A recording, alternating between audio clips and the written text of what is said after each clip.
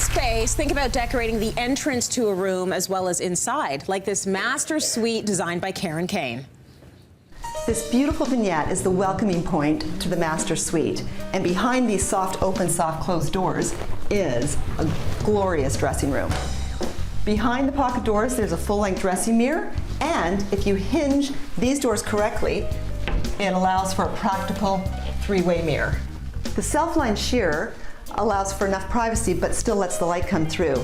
And this little vanity sink is unexpected, but a wonderful finishing touch to this dressing room.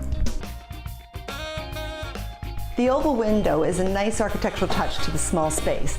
And as you enter into the bedroom, you'll see it's very soft, very serene, but these black accents give it the punch that it needs.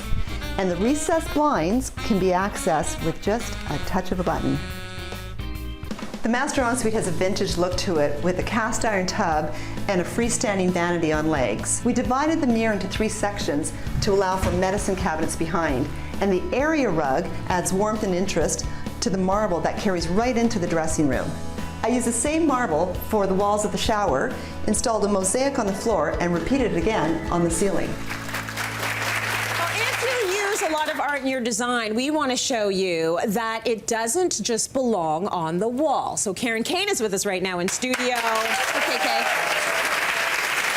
And we're going to talk a little bit about the different ways that you can use art in your space. These pieces are absolutely gorgeous, starting with those beautiful barn doors. You know, I love when art is not only beautiful but really functional. And these sliding doors are done by Michael Armstrong. Nice. And he has taken vintage Matchbox covers to create his artwork. So this is a great way to divide a space and also create, again, a wonderful form of art. Lovely. And then again, the room screen, I love this. I love the impact that it has. He finishes all his work with a beautiful resin finish.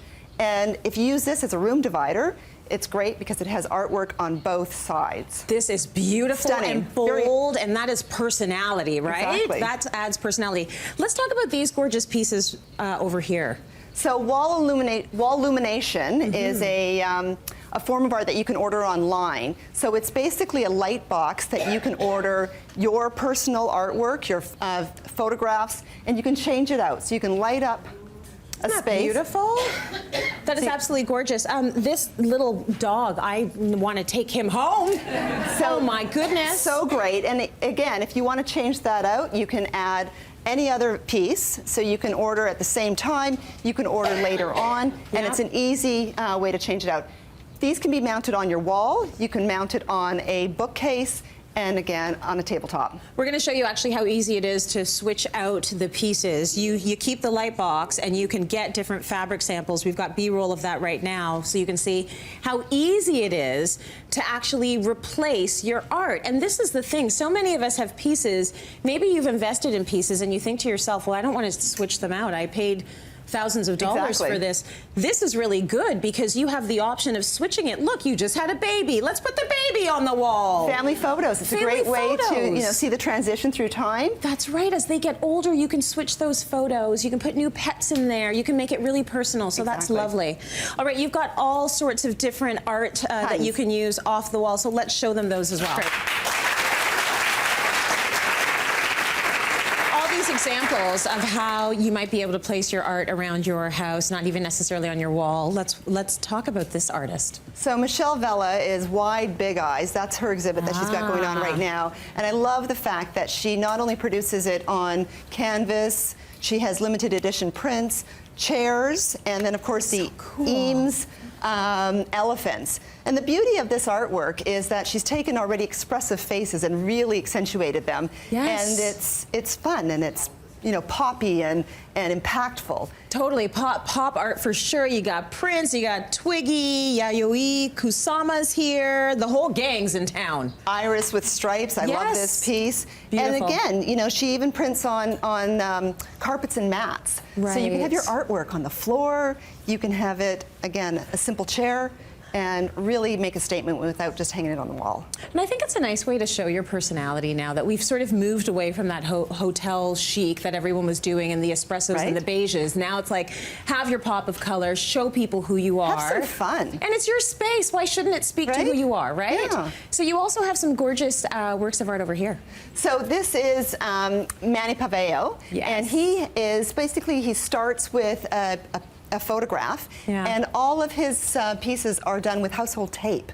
And then, so he places... That's amazing. You know, this is just, it's tape. It's duct tape. And then he creates a resin over top of it to give it that high gloss. And again, it really pops the colors. That's very cool. Okay, now also when we talk about using things from around the home. So Annette Gaffney is, again, she uses recycled materials. She, you know, she talks about how, again, art is supposed to be fun. It's supposed to, it doesn't have to be serious. And certainly, it's nice that she's using materials that you can, that again come from your home. That's right, because these would be, you know, maybe filling up a landfill. Exactly. Instead, she's using them on her art. So this, she's using the coffee pods. Exactly. Right? Those are coffee pods. That's such a cool use of them. That beautiful piece of art in the middle. This one is by Daniel Saint Armand, and he starts his canvas by laying it out on the street, and he lets cars drive over top of it. What? Which is very interesting. It's hard to see in this piece, but some of his larger pieces, you really see that. So basically, behind the wolf is a tire track, and his idea is that you're talking about how the urban environment affects wildlife, it affects us, and then he incorporates, again, some of this natural element into his pieces. That's actually beautiful. What it's a gorgeous. statement. I love this piece. That's really nice. And the last one, beautiful, vibrant color. Yeah, so Amy Shackleton. So she's very interesting as well because she uses tubes, so paint tubes, and gravity. So rather than painting, she takes the tube, she applies the paint, and then turns the canvas.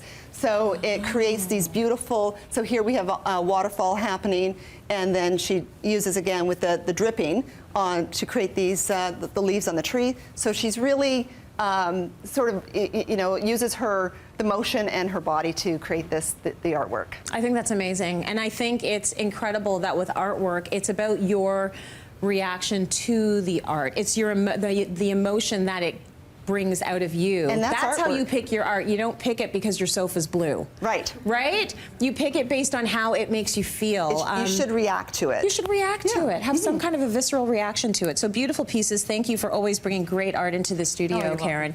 Work by these artists will be among many featured at the Artist Project. That's February 21st to 24th here in Toronto.